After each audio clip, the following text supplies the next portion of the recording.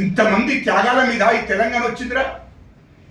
ఇంతమంది త్యాగాలు, ఇంతమంది కష్టం మీద తెలంగాణ వస్తే ఎవడో వీడు తెలంగాణ పుట్టినట్టు, తెలంగాణకు వీడే పుట్టినట్టు తెలంగాణ కోసం చెప్తాడు. అరే భూషుడికే నీకు సిగ్గు మానం ఉంటే ఇంత దోపిడీ జరిగింది కదా, ఏసీబీ వాళ్ళు తీసుకపోయారు కదా, విషం ముచ్చుకొని సావురపోయి నువ్వు లేకుంటే చెప్పులు పట్టు కొడుతావు తెలంగాణ ప్రజలు. నువ్వు తెలంగాణ రైతుల గురించి మాట్లాడే హక్కు నీకు లేదు.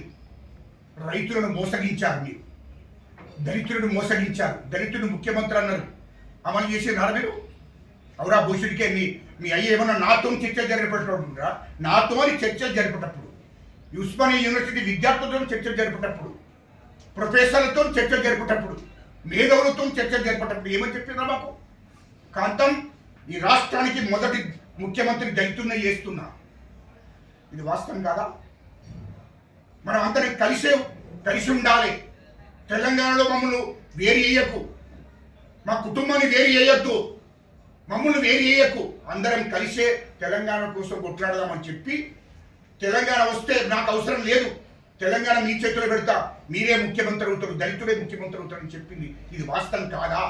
అవన్నీ మర్చిపోయి తెలంగాణ ప్రజలను మోసం చేసి, తెలంగాణ దళితులను మోసం చేసి, తెలంగాణ బీసీ బంద్ అని పెట్టారు.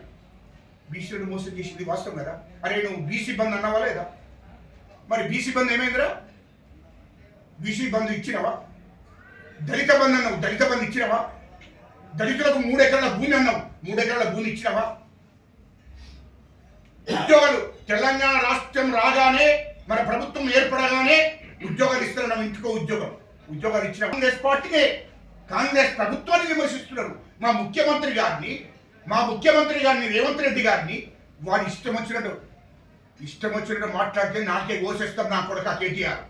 తమాషలుట వేస్తే నీ ఇల్లును ముట్టడిచ్చి నిన్ను ఫస్ట్ ఈ చట్టం కాదు, నిన్ను తెలంగాణ ప్రజలతోనే ఇక్కడి నుంచి ఉరికిపిచ్చి ఏర్పాటు చేపిస్తాను. నా కొడుక నువ్వేమనుకుంటే తమాషలుట వేస్తున్నావా? మా ముఖ్యమంత్రి గారిని వాడు వీడని మాట్లాడు. భూషణికే నీకు అర్హత ఉందా? ముఖ్యమంత్రి నీతిగా నిజాయితీగా కడుపు కట్టుకొని ఇంట్లో నుండి ఆయన ప్రయాణం చేసి పరిపాలన చేస్తున్నాడు. ఇయలో సచివాలయం కట్టారు, దాంట్లో 100 కోట్లు దోషేశారు. ఇయలో మీరు ఎక్కడ దొయ్యండి, మీరు దొయ్యండి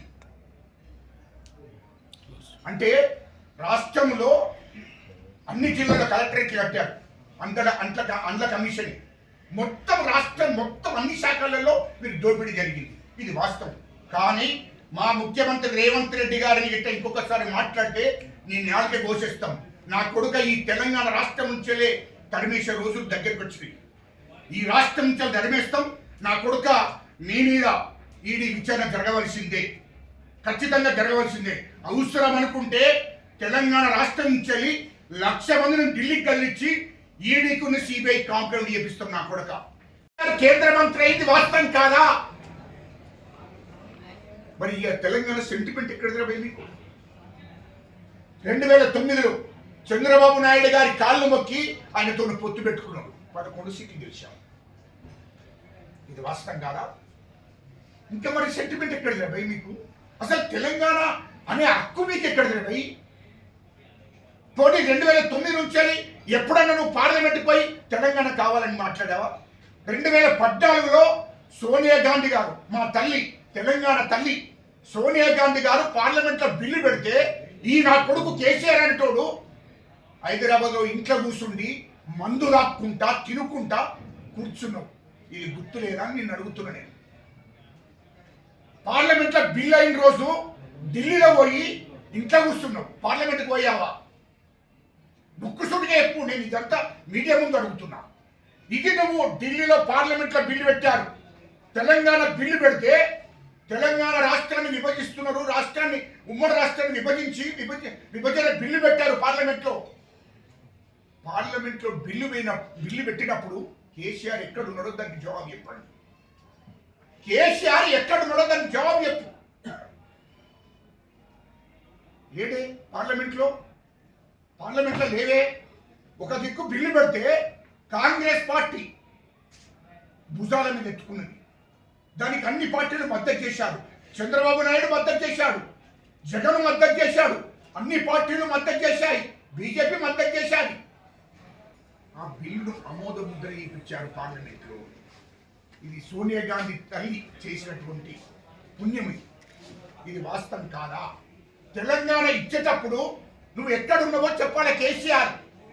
అరే హరీష్ రావు, నువ్వు కూడా చెప్తున్నా, కేటీఆర్, మీరు అందరు ఎక్కడున్నారా పోయి పార్లమెంట్లో బిల్లు పెట్టినప్పుడు?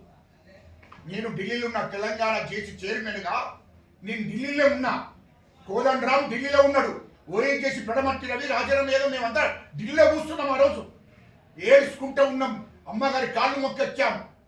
సోనియా గాంధీ గారి తెలంగాణ బిల్లు పెట్టి మీరు ఆమోద ముద్ర వేయవలసిందే. ఇది వాస్తవం కాదా? మరి నువ్వెక్కడున్నావు రవి? మాకు అర్థం కాలే. ఇది మీడియా ద్వారా తెలంగాణ ప్రజలకు తప్పుదోవ పట్టించే కార్యక్రమం చేస్తున్నావు. పార్లమెంట్లో బిల్లు పెట్టేటప్పుడు కేసీఆర్ ఎక్కడున్నాడు, కేటీఆర్ అంటాడు ఎక్కడున్నాడు, హరీష్ రావు ఎక్కడున్నాడు? కేసీఆర్ ఢిల్లీలో ఎంపీ కోటర్స్లో కూర్చుండి మందు దాక్కుంటా టీవీ చూసుకుంటా పార్లమెంట్లో బిల్లు పెట్టారా? ఏం జరుగుతుందో సినిమా చూసినట్టు చూసుకుంటా ఉన్నది వాస్తవం కాదా? ఇది చెప్పు. మరి ఇవన్నీ తెలంగాణకు సంబంధించిన బిల్లు పెట్టేటప్పుడు పార్లమెంట్లో పెట్టేటప్పుడు లేవు. మరి ఎట్లా తెలంగాణ తెచ్చినట్టు నువ్వు? తెలంగాణ ప్రజలు చెప్పుబట్టి కొడతారు.